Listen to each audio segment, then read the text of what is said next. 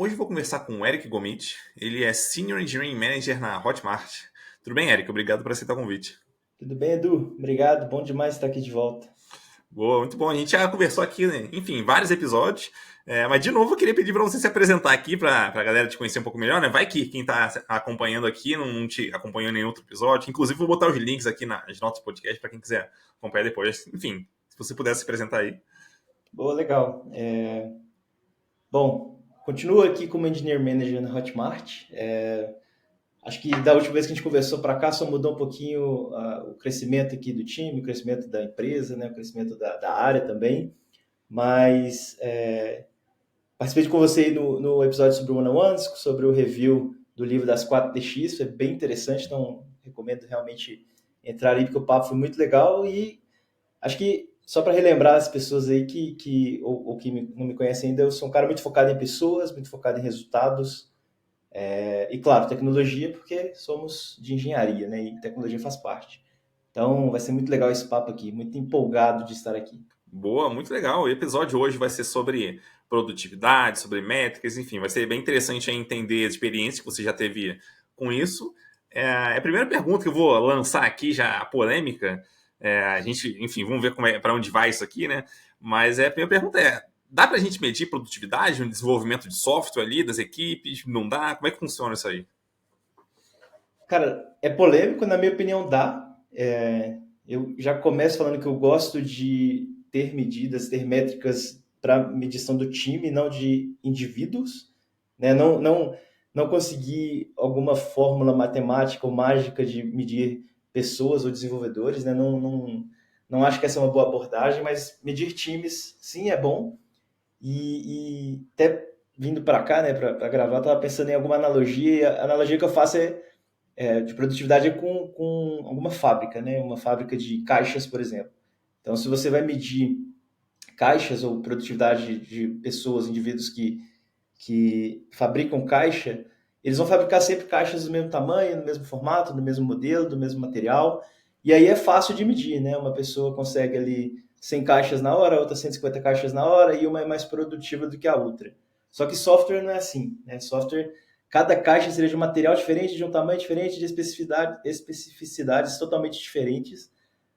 E com isso, não tem como medir indivíduos. Né? Agora, equipes, acho que é legal, acho que as equipes têm um padrão, né, de métricas, e a gente vai falar muito de métricas aqui já já, mas dá para pegar como as equipes se comportam, quais são as medidas ali. Eu gosto muito do Dora, por exemplo, já é um padrão, né, se não me engano, do mercado, usar o Dora. Então dá para usar, por exemplo, o Dora e medir o time, continuamente medir o time e acompanhar se os números estão melhorando, se não estão melhorando, né, e principalmente ter ações em cima. Não adianta só ter a medida em si, a métrica em si, tem que ter ações em cima, tem que ter discussões em cima. E eu acredito muito que o time ajuda a resolver problemas, né? Então, cara, eu acho que sim, dá para medir produtividade. Outro ponto importante, acredito que cada time tem sua particularidade, como eu falei, e acho que cada time tem perguntas diferentes, né? Então, por exemplo, eu tenho 3 squads aqui, cada squad está em um momento, são pessoas diferentes em cada squad, e eu gosto de partir do problema. Pô, qual é o problema na performance do time A? Qual é o problema na performance do time B? Nem sempre vão ser os mesmos problemas, então acho que tem que partir da pergunta, e aí a partir da pergunta a gente monta hipóteses. E a melhor forma para montar hipóteses é com o time. Galera, poxa, será que, pegando aqui o fluxo de desenvolvimento, a gente está com um gargalo no code review? Será que o que a gente pode fazer? Quais são as hipóteses que a gente tem? Né? E o time vai trazer hipóteses muito boas, hipóteses muito claras, e a partir dessas hipóteses eu trago métricas. Qual é a medida, qual é a métrica legal para essa hipótese? Né? Qual é a medida legal para essa segunda hipótese? E aí a gente roda um tempo, acompanha essas métricas, né? Mede ali constantemente por algum período, e depois disso a gente reavalia e vê se uma hipótese foi validada ou não. Né? E tudo bem a hipótese não ser validada, uma possibilidade a menos, então vamos focar em outras hipóteses até que a gente chegue a um ponto, uma métrica legal, que a gente veja que, poxa, o code review aqui foi resolvido, a gente fazia em um dia, agora estamos fazendo em meio-dia, ou fazemos em 8 horas, agora estamos fazendo em 4 horas. E ter ações em cima é super importante. Né? Então, na minha visão, é isso sobre métricas. Dá para medir produtividade. Acho que cada time é um time, cada pessoa é uma pessoa, então tem que tomar alguns cuidados para isso, tem que tomar cuidados para não ser uma microgestão ou uma falta de concepção dos dados, né? Não é simplesmente, falando aqui do Dora, não é simplesmente pegar o Dora e medir o Dora e vamos para frente. Não.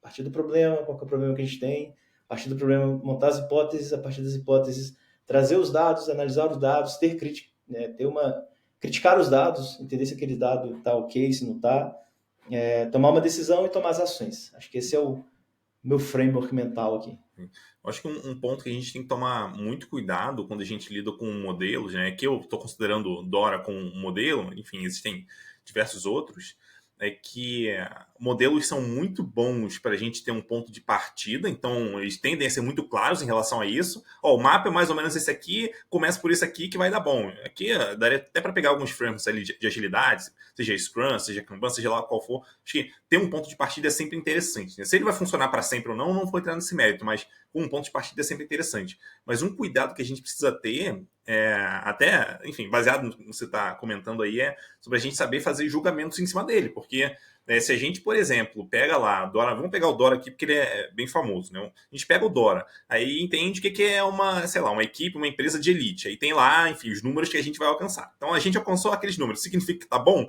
Não necessariamente. Pode ser que tá bom, pode ser que tá muito ruim. Pode ser que dentro do grupo de elite, sei lá, a gente, cara, tá indo muito mal, ou a gente não tá conseguindo fazer as entregas como a gente gostaria, ou tão rápido quanto a gente gostaria, tal. Enfim, N coisas podem aparecer ali, né? Então, acho que saber fazer esse julgamento é importante. Então, pode ter cenários, por exemplo, vamos pegar aqui o próprio Dora.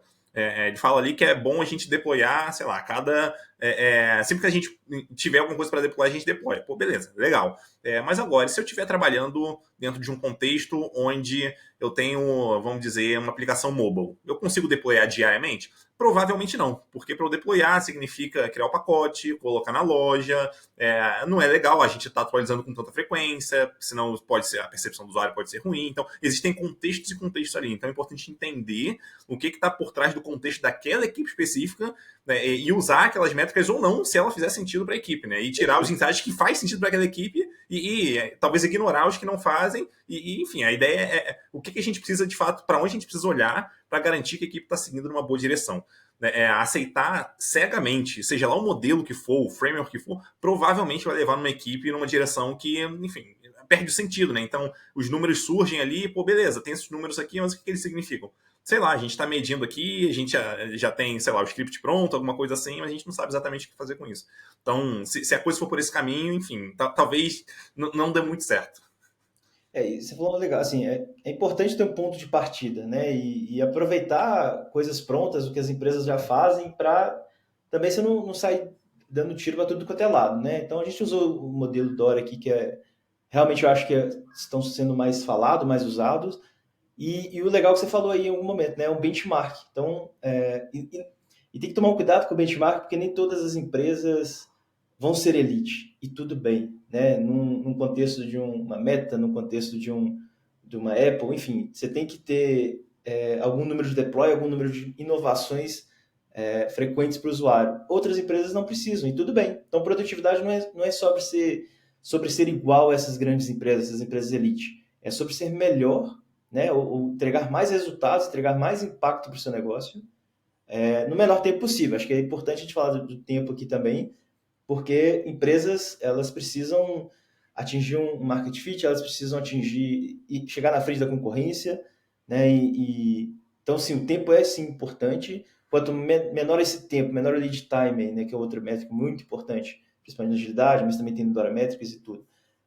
Quanto menor esse tempo gasto, melhor para as empresas, né? Então passa a ser uma métrica de negócio, não só uma métrica técnica, mas é importante saber ligar isso ao seu contexto, ao contexto da empresa e principalmente ao contexto do time, né? Um exemplo muito legal, já não foi comigo, mas foi com pessoas conhecidas, que tinham um número muito legal de deployment frequency, então deployavam muito bem ali, sei lá, não lembro agora, mas 50 vezes no dia, talvez, uma equipe grande, só que não tinha market fit. Então, poxa, o que adianta eu sair entregando aqui, sendo que eu não tem um cliente do outro lado esperando, né? Então, talvez um deploy único ali no dia, com uma coisa de valor mesmo para o cliente, seria muito melhor do que 50 deploys menores que não atingiu o outro lado.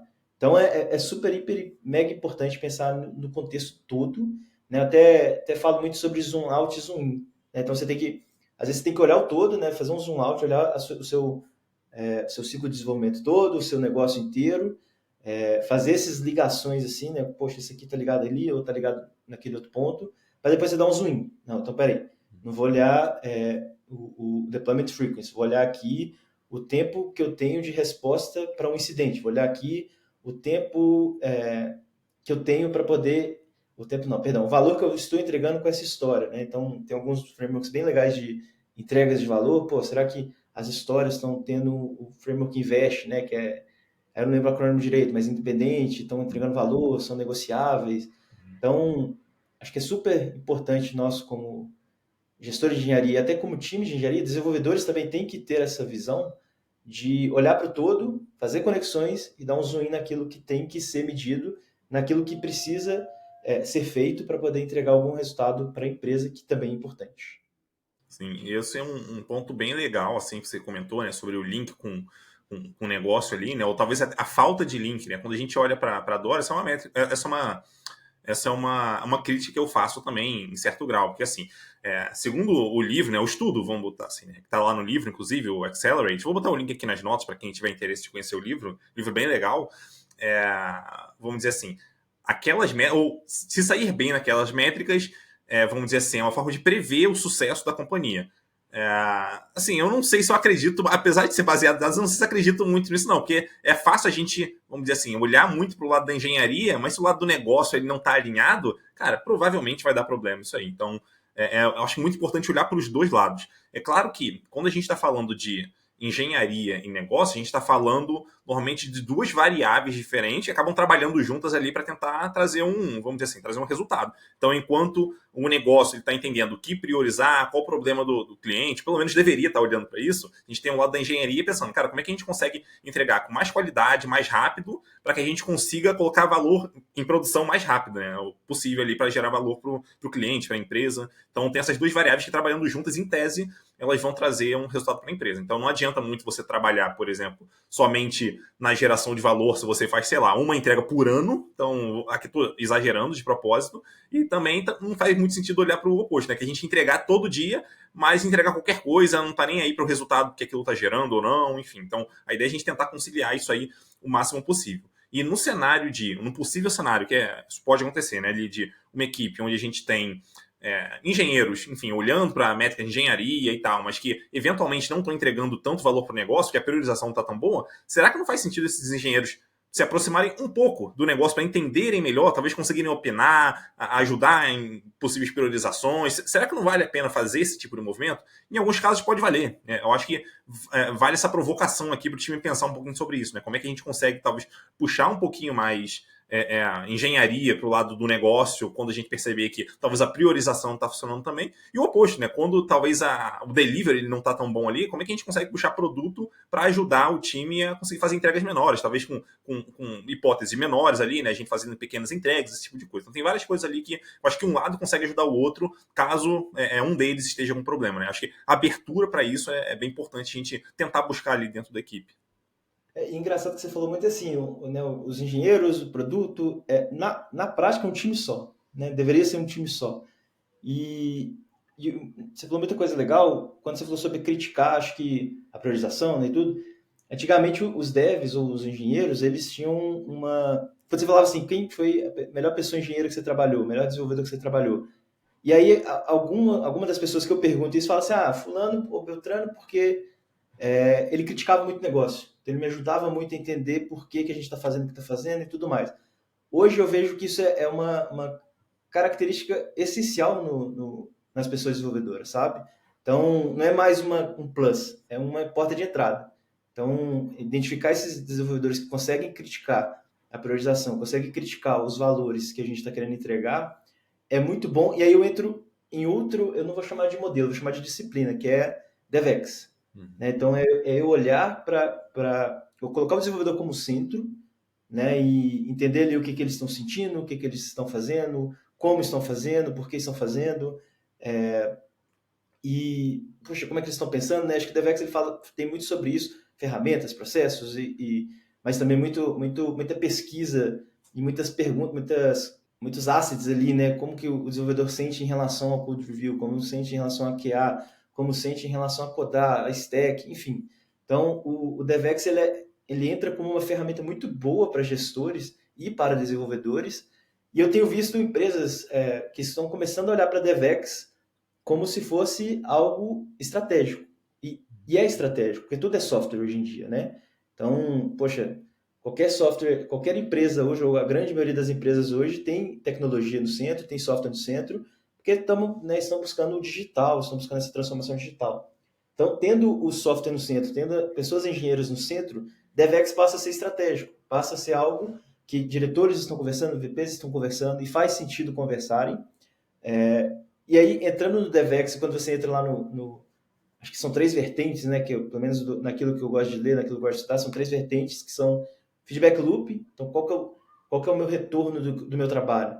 Né? Se eu estou entregando um código para a próxima etapa de code review, como que estão os comentários em cima do meu code review? Se eu estou entregando o meu código em produção, qual é o uso? Por que eu estou entregando aquilo e como que está o uso do usuário em cima daquela feature, daquele código que eu subi?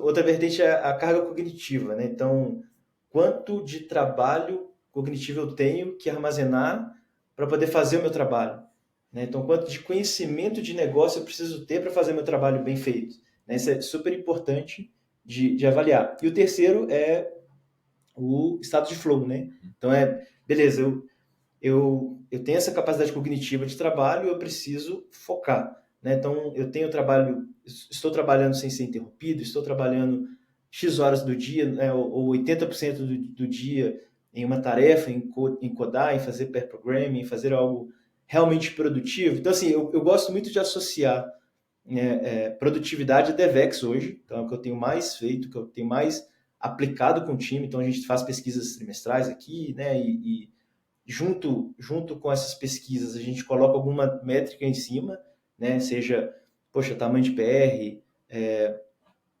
linhas de código a gente não tem, mas poderia talvez em alguma estrutura de alguma empresa que faça sentido pegar linhas de código, mas principalmente tamanho de PR, qual que é o tempo que eu gasto para poder fazer um code review, ou quantos comentários em média está tendo os PR, são métricas legais que me guiam ou me mostram como que vai ser o meu lead time, como que vai ser o meu deployment frequency, que aí sim, igual eu falei, eu acho que o Dora, pelo menos para mim, é um ponto de partida, igual você falou, e é meio que padronizado já de falar de Dora. Então, falar de Dora, a gente olhar para o Dora, a gente não vai ter muitas ações em cima, mas, poxa, será que o tamanho do PR não vai ajudar e tudo? Então, acho que DevX, ele entra aqui, e eu sei que tem um episódio muito legal de DevX no podcast, DevX entra aqui muito para começar a olhar a produtividade com o dev no centro e não mais com o resultado no centro, né? Como normalmente a gente faz.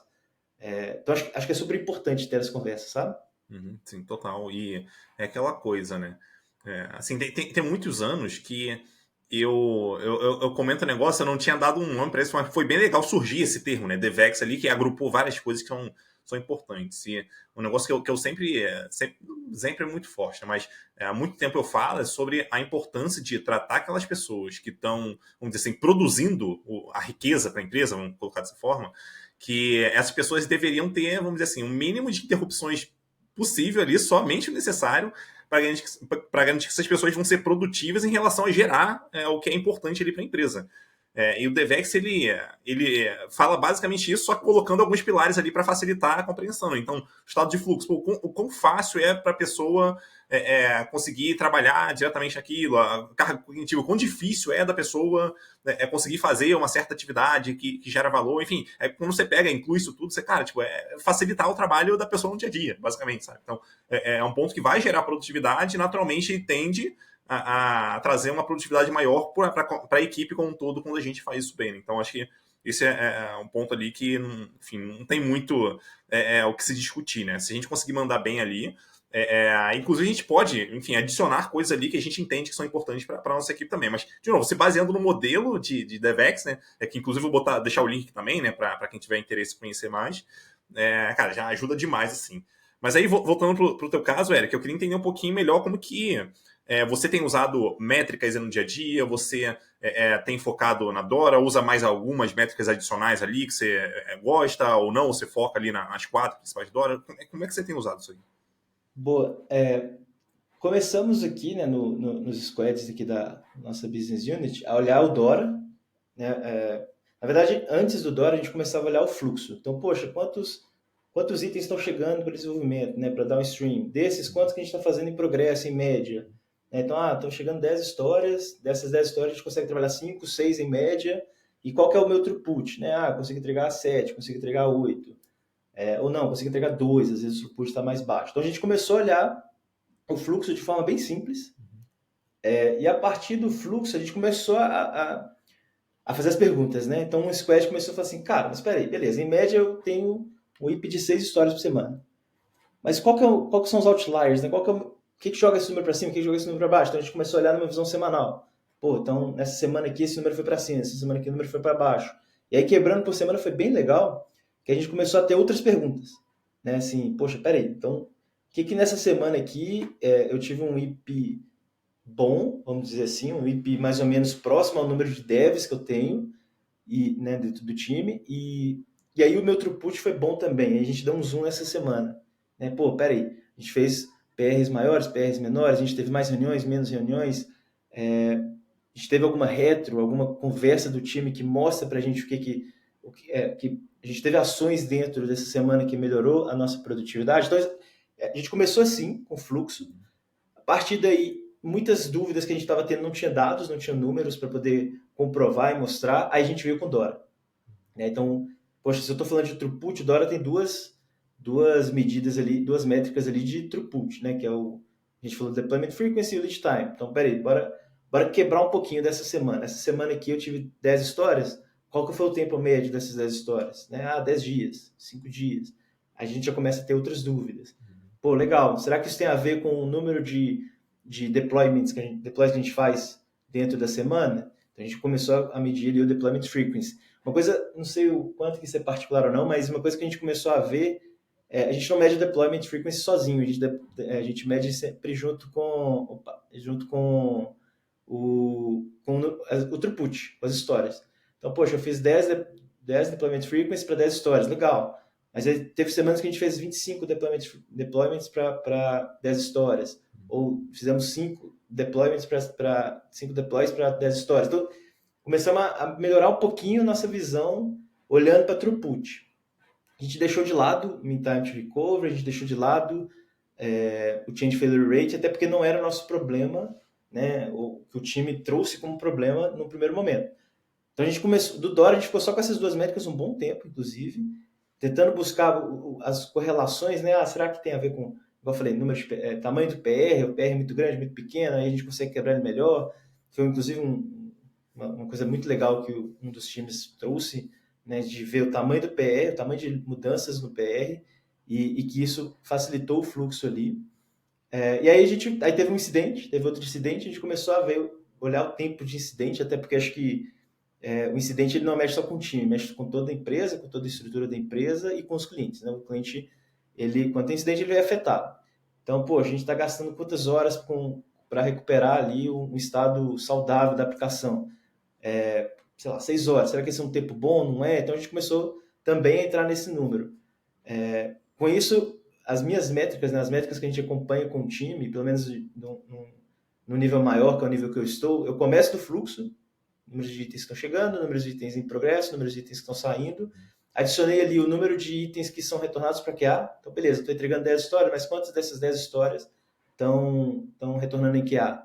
Né? Poxa, X% dessas histórias estão retornando em QA, 10% dessas histórias estão retornando em QA. Que aí eu começo a ver o meu, eu até chamo de custo operacional, meu custo operacional das squads antes do cliente saber. Quanto antes o cliente saber de um problema, melhor. Né? O custo é menor, é mais fácil de resolver e subir e tudo mais. Então, eu começo a olhar ali, entro no Dora, né, de uma visão geral, qual que é o meu lead time, qual que é o meu deployment frequency, mean time to recovery, change failure rate, e aí entro nas semanas. Pô, nessa semana aqui tá maior, tá menor, aí faço uma correlação. Quantos PRs a gente subiu, quantos desses PRs, qual o tempo de demora desse PR. Inclusive, Edu, tem um gráfico que a gente faz em um dos times, que eu pego o meu ciclo de desenvolvimento de software, né? Então, na prática, é cada coluna do Gira, e aí eu falo assim, pô, qual que é o tempo médio gasto em cada um desses lugares, né? Então, talvez seja um nome melhor, mas a gente chama de Flow Efficiency. Qual que é o tempo que eu gasto em fila, o tempo versus o tempo que eu gasto em trabalho. Mas o mais legal é que quando a gente colocou numa visão percentual do tempo, a gente viu assim, eu lembro que a gente viu uma época, eu gasto 20% do tempo total codando e 21% do tempo em code review. Eu falei, opa, peraí, então, será que não faz sentido um pair program nesse time por um tempo, até que a galera, né, o code review era feito por um desenvolvedor mais sênior, será que não faz sentido trazer ele para antes, para a galera conhecer melhor do código, para a galera entender melhor o código e gastar menos tempo com code review? Então, aí deu uma equalizada melhor no fluxo. Esse gráfico, para mim, cara, eu não lembro se eu vi em algum lugar, acredito que não, mas quando a gente viu, plotou e mostrou para os desenvolvedores, eles falaram, cara, peraí, como assim a gente está gastando mais tempo com code review do que codando? Né? Será que, né, pô, o pair programming está funcionando? Não está funcionando? A gente tentou até o mob programming, usar o mob programming no momento, mas o pair programming funcionou bem nesse time. E quando você vai ver os outros números, aí volto atrás nos meus dashboards, né? Quando eu vejo o Dora melhorou, quando eu vejo o fluxo melhorou, né? Então é outro que eu gosto de ver. E um outro gráfico dentro desse Flow Efficiency que eu chamo, eu coloco em vermelho tudo aquilo que é fila e em verde tudo aquilo que é trabalho em andamento. E pego por semana. Então eu consigo ver assim, poxa, aqui meu lead time está alto ou meu deployment frequency está baixo. E aí eu olho esse gráfico, que eu chamo de gráfico melancia também, que fica bem verdinho, bem vermelhinho. Poxa, aqui, ó, tá vendo? Ficou em fila muito tempo em QA. Então, e aí engraçado isso, quando pegamos esse problema de QA, né, como processo, não como pessoa, a gente falou assim, cara, peraí, bora entender então o tempo de QA. E aí temos um outro número, um outro gráfico, que ele mostra 3 linhas de tempo. Né? A primeira é o lead time, então aqui eu considero, lead time é desde quando é criada a história até quando ela termina, né, o issue ali, só que a gente está usando o lead time para quando entra para refinamento técnico até ela ir para Done. Então eu realmente meço downstream, né, aqui dentro dos times. Então eu pego ali o lead time, depois eu pego o cycle time, que é o desenvolvedor pegou a tarefa e começou a codar, até ela virar Done. E depois eu pego quando o dev termina de codar, né? Então quando vai ali para Ready for Code Review, até Done. Então eu comparo essas 3 linhas e eu começo a ver muitos gargalos. Né? A última linha me mostra o deploy time. Poxa, eu entreguei o código, eu fiz ali você usou aí, né? Estou produzindo riqueza aqui, coloquei para frente no fluxo e parou e travou aqui. Então tem alguns squads que vai ter esse número maior. Então é aqui que eu tenho que trabalhar, é nessa zona aqui para baixo que eu tenho que trabalhar. Outros vão mostrar o lead time muito maior do que o cycle time. Então, peraí, eu tenho que voltar aqui no meu fluxo, no meu início do fluxo, entender por que a gente não está refinando, entender por que a gente não está priorizando, né? E pode ser um problema. Aí entra algumas respostas possíveis aqui, pelo menos para o nosso contexto foi possível. Será que o meu time não é grande ou pequeno para esse volume de coisas que a gente tem, essa necessidade que o negócio tem? Né? Então, se o meu lead time está muito maior do que o meu cycle time, eu tenho que fazer essa pergunta. Será que eu preciso de rever minha alocação de recursos, rever minha alocação de squads, trazer mais desenvolvedor para esse time? Né? Então, aí tá vendo que a gente começa a ter ligações, conexões que ajudam o negócio, né? Eu mostro assim, cara, olha só, o squad A, o squad B, ele é estratégico por isso, isso e aquilo, porém a alocação está errada. Então começa a tomar decisões ali de alocação de pessoas, de energia e tudo mais, né? Então, bem grosso modo, e aí se quiser aprofundar em algum ponto a gente pode aprofundar, eu olho isso. O fluxo primeiro com 3, 4 gráficos, né?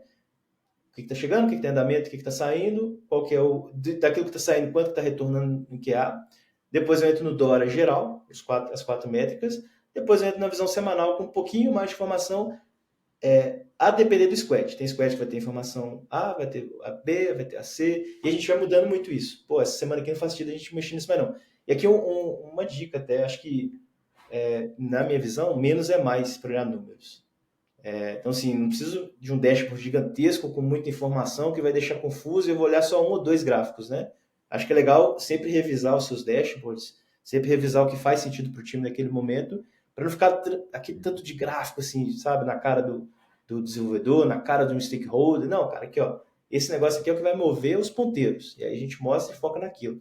Então, essa é uma dica que eu dou que funcionou super bem aqui comigo. Sim, eu acho que esse é um ponto bem legal, porque é muito fácil se a gente tiver muitos números, muitos dados, muita informação, a gente se perder no meio daquilo ali e a gente não sabe exatamente o que tem que mexer.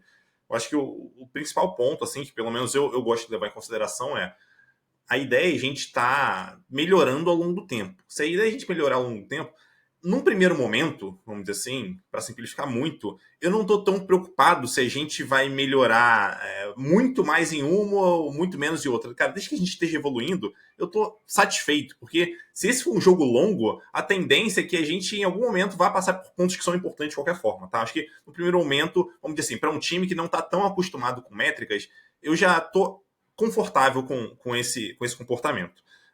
Agora, com uma liderança talvez um pouco mais experiente e tal, acho que vai lá olhar para os números, entender, tá, como que eu consigo entender o que está acontecendo, quais são os piores problemas que esse time está passando e como que a gente consegue criar hipóteses de como resolver esses problemas. Aí a gente, enfim, já entra no conceito de alavancagem ali e tal, mas para mim, uma pessoa que já está no nível de liderança. Se for o próprio time que não tiver uma pessoa líder ali, cara, beleza, vai atuando, vai fazendo o melhor que você consegue, vai fazendo as melhorias ali, vai tentando entender dentro do possível. E um ponto que você falou que eu achei também bem interessante, assim, me gerou um insight, foi que talvez a gente tenha ali um grupo de métricas que a gente esteja acompanhando, mas aquele grupo de métricas não estão necessariamente trazendo um insight para a gente do que a gente precisa melhorar. Mas pode ser que olhando para uma outra métrica que não está dentro daquele grupo ali padrão, vamos dizer assim, os Dora Métricas ali, você olha para aquilo e você, putz, cara, olha o problemão que a gente tem aqui, olha o tempo que a gente está levando, sei lá, para fazer a validação da tarefa, para a gente verificar se está com qualidade, se não está, enfim, esse tipo de coisa. Cara, olha quanto tempo a gente está olhando para isso. Talvez olhando para os Dora Métricas, a gente tem um cycle time que a gente está satisfeito, um lead time que a gente está satisfeito. Ah, não, o lead time é de, sei lá, 5 dias. Vamos dizer que isso é bom para o time. Pô, beleza. Mas, cara, dos 5, 4 a gente passa só revisando por request, 4 a gente passa só validando a tarefa de alguma forma. Cara, será que a gente não pode fazer alguma coisa para melhorar esse ponto aqui? Então, acho que olhando para algumas métricas ali adjacentes, a gente consegue ter esse tipo de insight que talvez aquele grupo principal de métricas não consiga mostrar para a gente. Então, acho que dar uma variada de vez em quando é interessante. Se a gente olhar só para uma coisa, talvez a gente não esteja, vamos dizer assim, capturando o que a gente poderia capturar ali para conseguir ajudar o time a se desenvolver. Inclusive, essa métrica que você trouxe eu acho bem interessante, de eficiência ali, né? Entender o quanto tempo a gente passa trabalhando de fato na tarefa e gerando valor, e quanto tempo a gente passa, vamos dizer, com a tarefa parada em algum momento esperando alguém trabalhar naquilo, seja esperando para revisar, seja esperando para começar o desenvolvimento, esperando para começar uma validação, esperando para deployar, enfim, por aí vai. Então, acho que esse tipo de métrica costuma ser revelador para o time, porque normalmente, quando a gente fala de o quão bom o time é em relação a equilibrar, né, esses dois, normalmente os times são muito ruins com isso. Isso é bem normal, é o cenário comum, vamos dizer assim, né, o time ser ineficiente, né, ele não, enfim, passar muito mais tempo com tarefas em fila do que com tarefas ali, de fato, a gente trabalhando em cima delas. Aí tem, enfim, N coisas que podem levar a isso, mas eu acho que, enfim, essa é uma métrica interessante que para o time que puder dar uma olhada aí, se for fácil de calcular, acho que vale dar uma olhadinha para entender o quão mal o time está mandando nisso, e já dou um possível spoiler aqui, é bem provável que esteja muito mal, porque a maioria dos times manda mal nisso. Poxa, eu assustei. Teve momentos que era 30% a eficiência, né? Eu pego ali, sei lá, vamos chutar um exemplo aqui. Eu pego na média do fluxo, né? Eu gasto 10 dias, gasto 10 dias executando e gasto 30 dias no total. Então, se eu pego 10 dividido por 30, eu vou ter eficiência ali de 33%, né? Alguma coisa assim. E, poxa, 33%. Aí a gente tem que começar a fazer essa pergunta: 33% é bom no meu contexto ou não? Mas a grosso modo, eu acredito que não. E a gente tomou alguns sustos algumas semanas de ter uma eficiência assim, 30%. Né? A gente fez bastante trabalhos, inclusive na época, a gente chegou em 50%, 51%, e ficou difícil de aumentar isso. É até engraçado isso. Por isso que acho que agilidade, estudar um pouquinho de Lean, né? Quais são os desperdícios que acontecem no processo, é super importante, porque passa a ser algumas coisinhas que você tem que resolver. Né? Porque quando é grande, você já resolve e isso é bom. Né? Poxa, tem um dev só para poder fazer code review e ele faz todas as sextas. Então isso diminui, né? Aumenta demais meu lead time. Então não, peraí. Então, ao invés de ser toda sexta, vai ser segunda, quarta e sexta agora. Já vou diminuir consideravelmente o tempo. Então isso é fácil de fazer. Agora, tem muita coisa que é difícil. E aí o difícil é até injusto, né? Porque você gasta um tempo danado para fazer e quando você vai olhar, aumentou 2% a eficiência, 3% a eficiência. Acho que o jogo aqui é tudo bem. Inclusive, celebra com o time. Galera, melhoramos a eficiência em 3%, em 5%, porque não é fácil, né? Olhar para fluxo, resolver coisas do fluxo. E aí, outro ponto, outro insight que eu trago, assim, eu demorei para mostrar todas as métricas para o time. Então eu tinha lá um dashboard bonitão, né, sei lá, um PPT com algumas métricas, e eu tinha uma planilha por trás dela muito feiosa ali com outras métricas e tudo. E aí quando eu mostrei a planilha feiosa para a galera, que eles falaram, caramba, olha só esse dado, olha só esse número. Né? E aí foi aí que a gente foi criando algumas conexões, né, ou correlações com outros dados para poder tomar decisão, para poder ver. Então, o Flow Efficiency é bem interessante. Eu acho que, tô lembrando aqui, eu vi esse Flow Efficiency no Flow Metrics, que chama. Então, vai ter o Flow Metrics ali, ele tem quatro ou cinco métricas, né? Ele olha velocity, ele olha eficiência, ele olha o tempo, que é tipo o lead time, e tem mais alguns que eu não lembro agora. A distribuição, pô, quantas histórias estou entregando, quantos bugs, quantos débitos técnicos, quantas outras coisas. Lembrei que isso. Então eu peguei de lado esse Flow Metrics e o Flow Efficiency, ele, poxa, funcionou super bem para o time, para tomar decisão, para avaliar.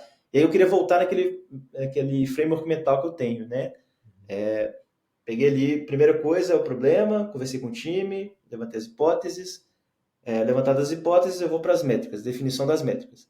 Poxa, pega ali, a gente não falou aqui do Space, né, que é um outro modelo que olha satisfação e bem-estar, olha a performance. Na verdade, sim, o Space, para quem não conhece, são várias métricas que a gente agrupa em 5, né, e aí é um acrônimo. O S de satisfação e bem-estar, o P de performance, o A de atividade, e aí aqui a atividade entra por requests, sei lá, reuniões, documentação, né, entre tudo de atividade do desenvolvimento. O C é de comunicação, colaboração, e o E é de eficiência e flow. Então, você pega ali, tem várias métricas, né, que você pode associar aqui, e, é super importante olhar para elas e trazer ela para o jogo. Assim, poxa, peraí, se o meu problema é aqui, né, isso na etapa de definição de métricas. Deixa eu olhar aqui o que faz sentido. Deixa eu pegar aqui essa aqui de eficiência e flow. Deixa eu pegar o Dora. Eficiência e flow, acho que o Dora faz sentido. Trouxe para cá. Depois de ver, aí eu acho que duas coisas que eu acho muito legal falar aqui é a tomada de decisão, né, e a ação. Poxa, peraí, essa métrica aqui foi boa. Olha aqui, ó, a gente está vendo um gargalo, um bottleneck. Né, igual eu falei do caso do gráfico, que isso é uma linhazinha só que mostra o percentual de tempo gasto em cada coluna. Pegou ali, cara, vamos tomar uma decisão aqui, o que a gente vai fazer? Bora, em vez de fazer code review nas próximas 2 semanas ou nas próximas 2 sprints, vamos fazer pair programming. Então, sempre vamos estar, são 6 desenvolvedores, vai estar sempre 3 trabalhando com outros 3 ali para poder ver. Toma a decisão, vai para ação. Realmente fazer aquilo ali, volta depois e olha os dados de novo. Foi o que aconteceu aqui e foi um case bem legal, sabe? Assim, a gente diminuindo o tempo de code review, a gente diminuiu o tempo, o lead time todo e os números mostraram isso. O Dora mostrou isso, né? As duas métricas de throughput ali. Então, assim, eu queria muito reforçar que não é só definir métrica e ter dashboard. É realmente levar isso para o time. A gente falou isso nas 4DX, né? No livro lá, que é realmente ter reuniões ali ou momentos, né? Reunião é uma palavra meio pesada hoje em dia, mas momentos ali com o time que você olha e fala, cara, bora fazer a ação A ou a ação B e vamos ver como é que vai ser. Acho que é importante demais a liderança e os desenvolvedores, né? Cada um.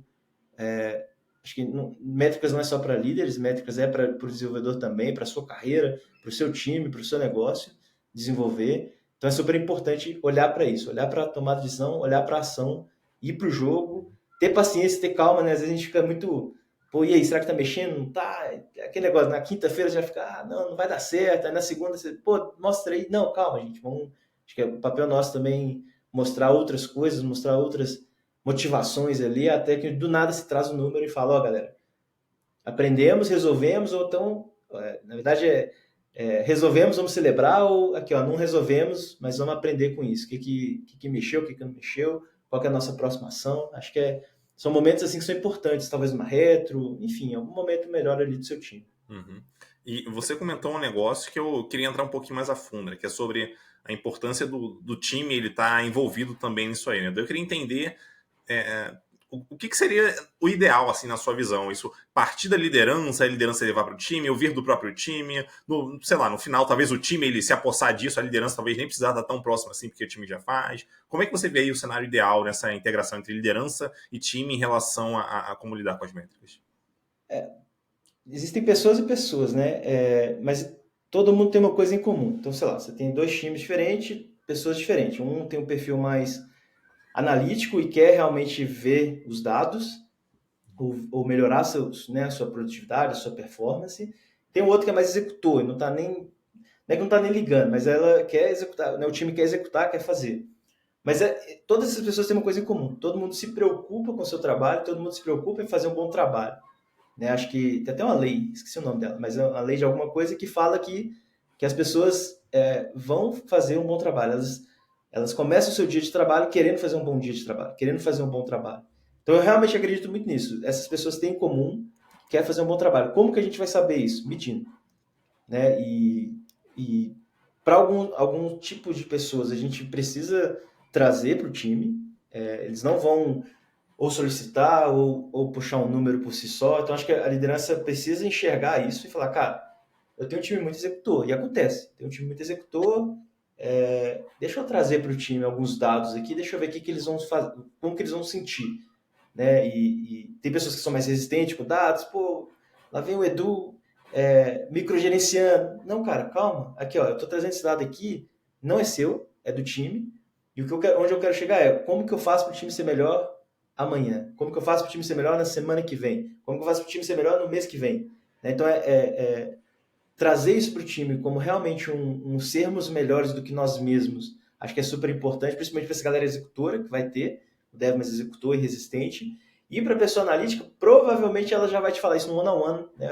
Uma pessoa analítica vai falar, pô, Edu, como é que tá meu trabalho, cara?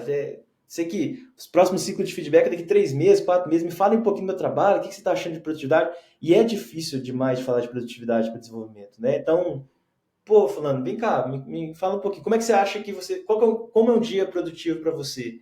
E aí eu vou fazer um paralelo aqui com o Devex. A gente rodou uma pesquisa, quando a gente começou a fazer realmente Devex aqui, a gente rodou uma pesquisa que eu fiz 3 perguntas, que era o que é qualidade de código para você, o que é qualidade de produto e como que essa qualidade afeta a sua produtividade. E aí essa pesquisa foi tão boa em termos de insight, sabe? Que as pessoas, os devs trouxeram muita coisa legal de insight ali de o que é produtividade, que a partir disso que a gente começou a olhar. Pô, um time aqui olhamos realmente para code review, outro time aqui olhamos para QA. Né? Então, acho que pesquisa é uma boa forma de incentivar o time a pensar nisso.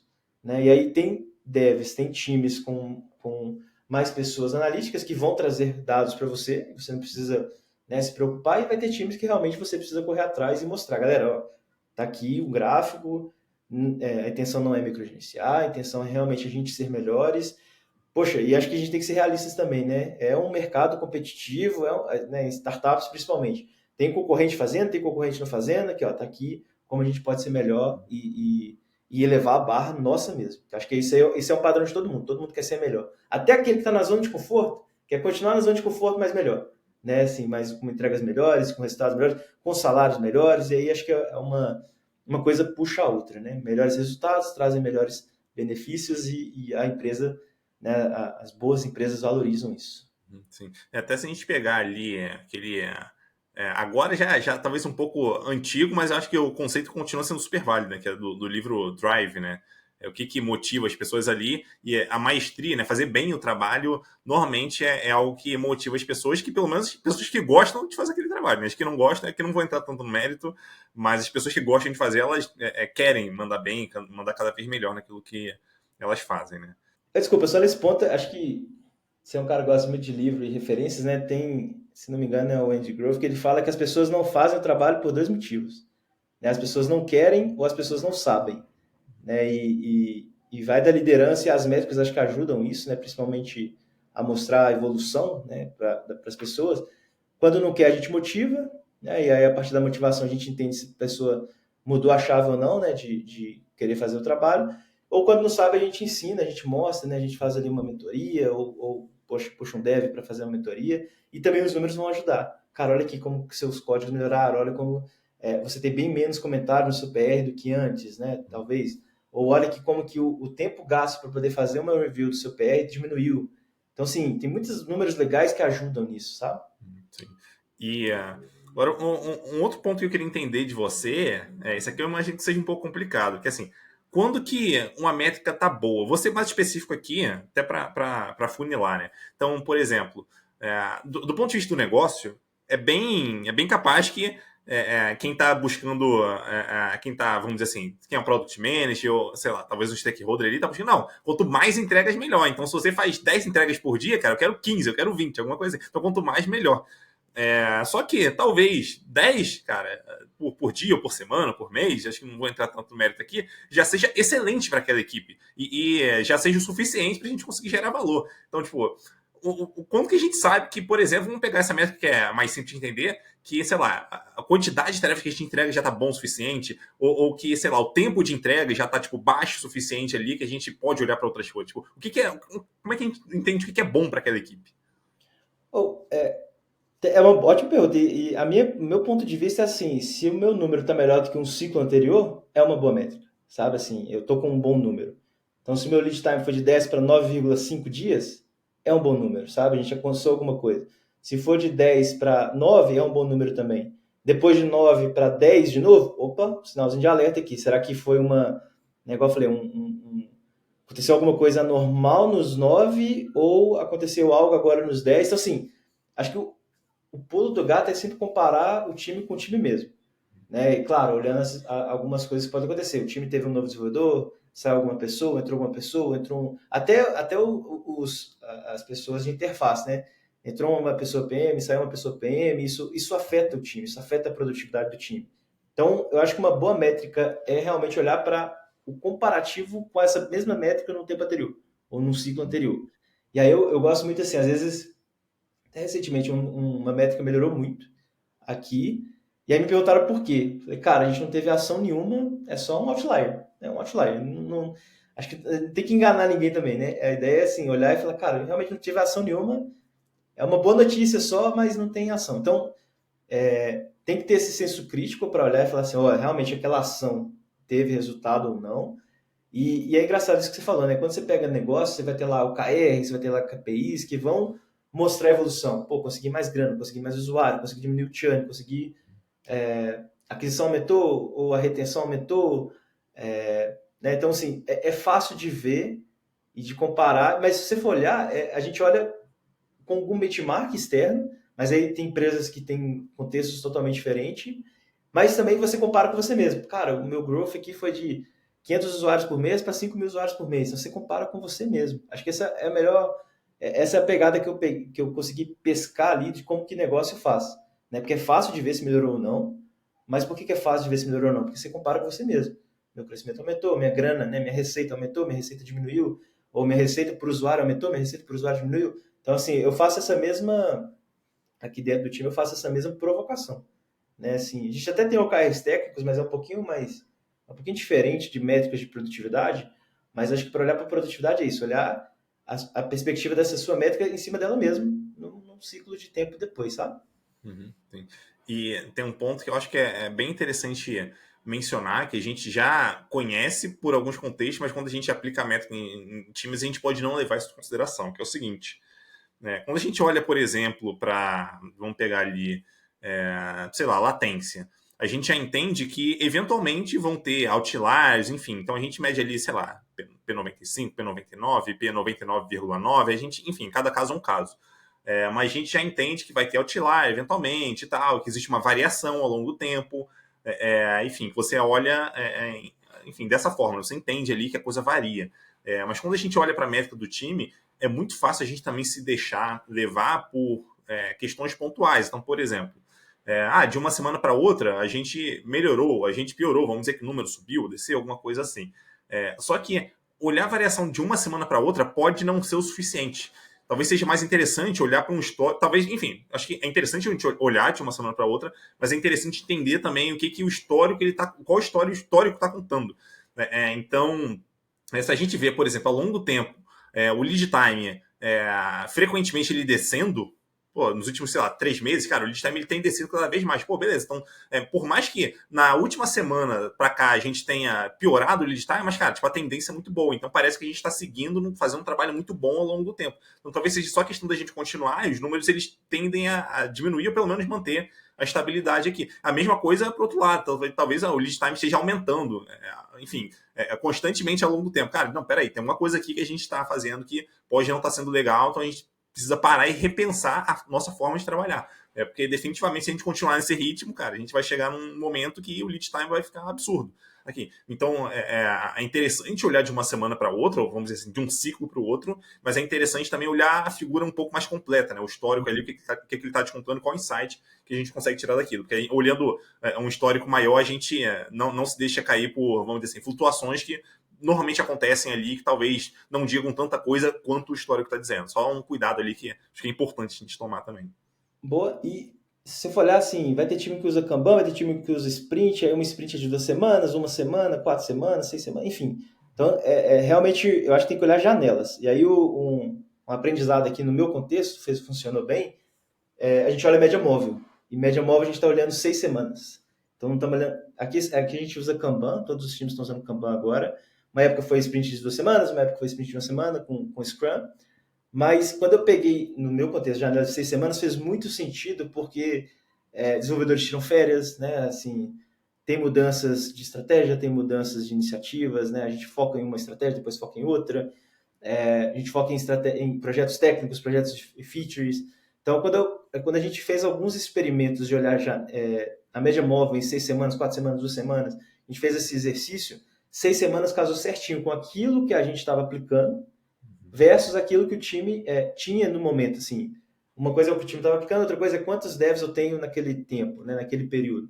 E isso vai ter um insight de um desenvolvedor. Cara, por que a gente não pega uma janela maior do que um mês? Porque se alguém tirar férias de um mês, isso não vai afetar.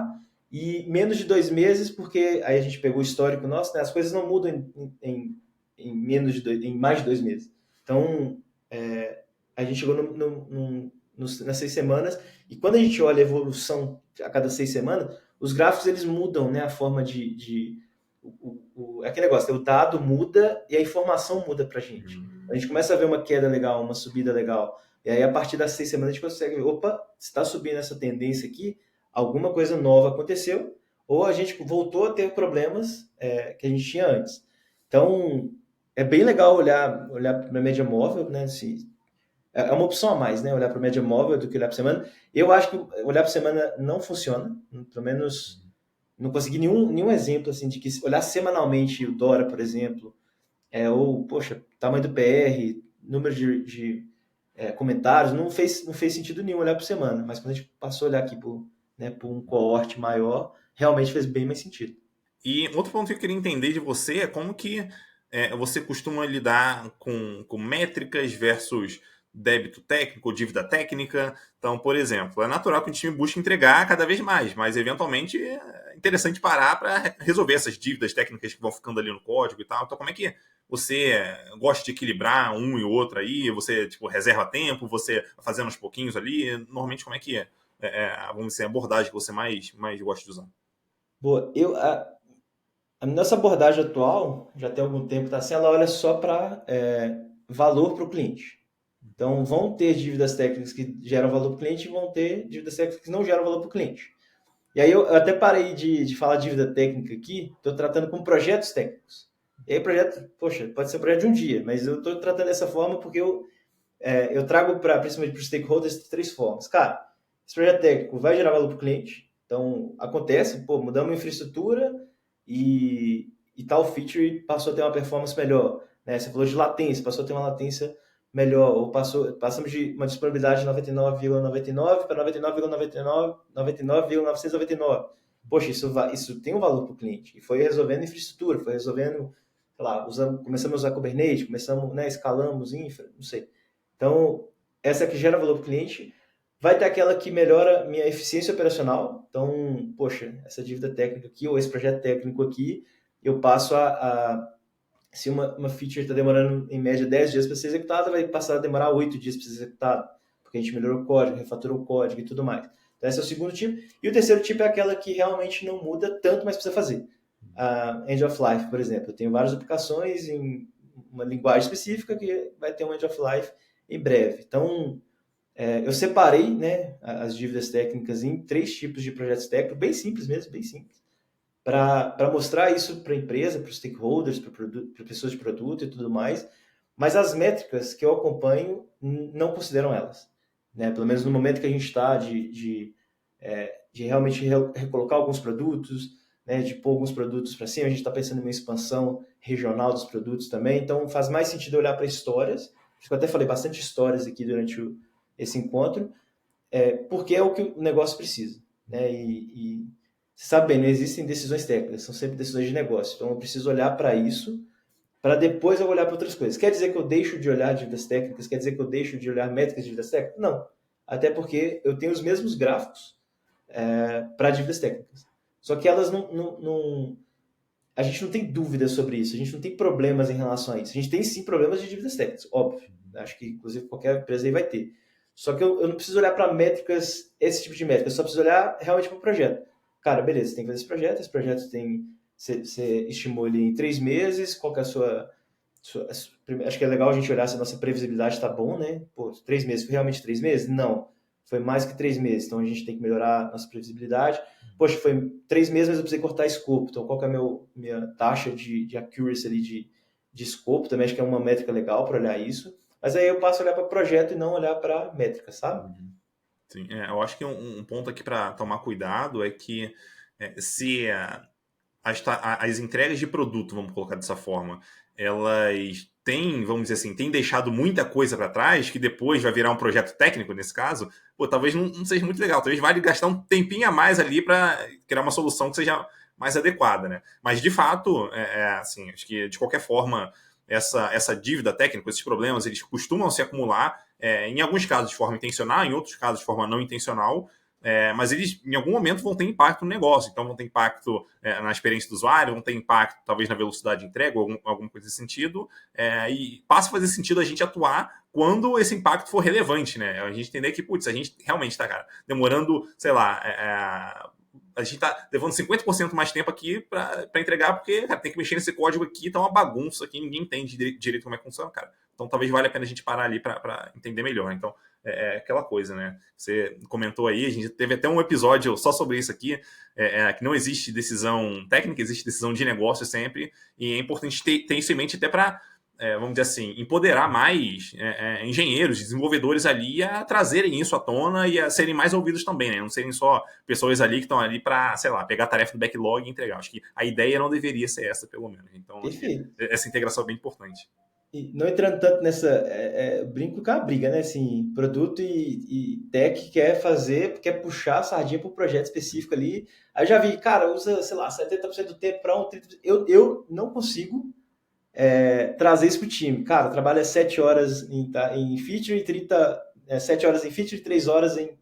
Eu não consigo me organizar dessa forma. E aí, eu queria contar esse caso aqui que acho que é bem legal.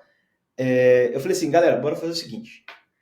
No ciclo, né, na semana, no sprint, enfim, de qualquer um, a gente vai pegar uma dívida técnica.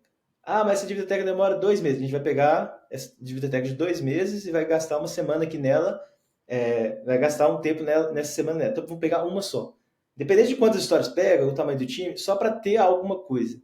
E não por isso, mas aí sim, um case muito, muito legal. Então, deu certo, a gente começou a olhar para dívidas técnicas, mas um case muito legal foi um dos desenvolvedores aqui, ele puxou uma talk de dívida técnica e trouxe até uma fórmula que eu não conhecia, que era assim, você tem que olhar o valor daquela dívida técnica, olhando o valor dela mesmo, qual que é o valor que ela tem, vezes os juros, né, que é o número para frente do que, quanto mais tempo demorar para resolver aquela dívida técnica, maior vai ser os juros dela, e lá na frente eu vou ter um número ruim.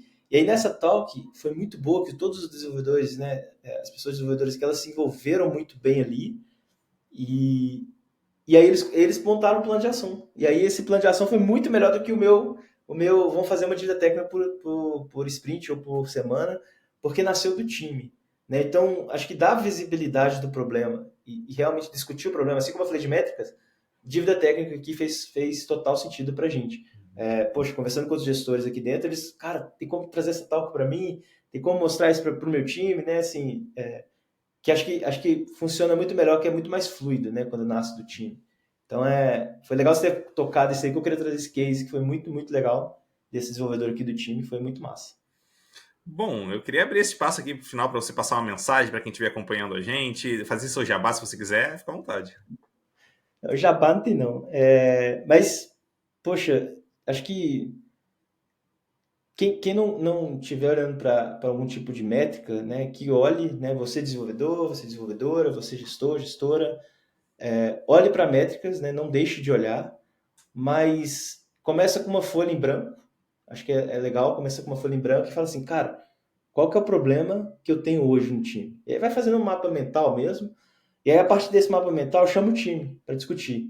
Galera, esse é o problema que a gente tem mesmo? Vocês acham que tem alguma medida, alguma métrica que a gente pode ter, pode passar a acompanhar, que vai nos dar insumos para poder trabalhar em cima? Então, faça isso no melhor momento, porque é super importante nos preocuparmos com resolver problemas, nos preocuparmos com sermos melhores, né? Acho que toda liderança tem que pensar nisso, como que o meu time vai ser melhor hoje do que foi ontem, essa semana do que foi semana passada. E se não medirmos, a gente não vai conseguir, aquele negócio, né? Se não medirmos, qualquer lugar é válido, né? Para quem não sabe onde está indo, qualquer lugar é válido. Para quem não está medindo, qualquer número é válido, né? Então, não, poxa, pega aquele número, aquele big number mesmo, começa com um.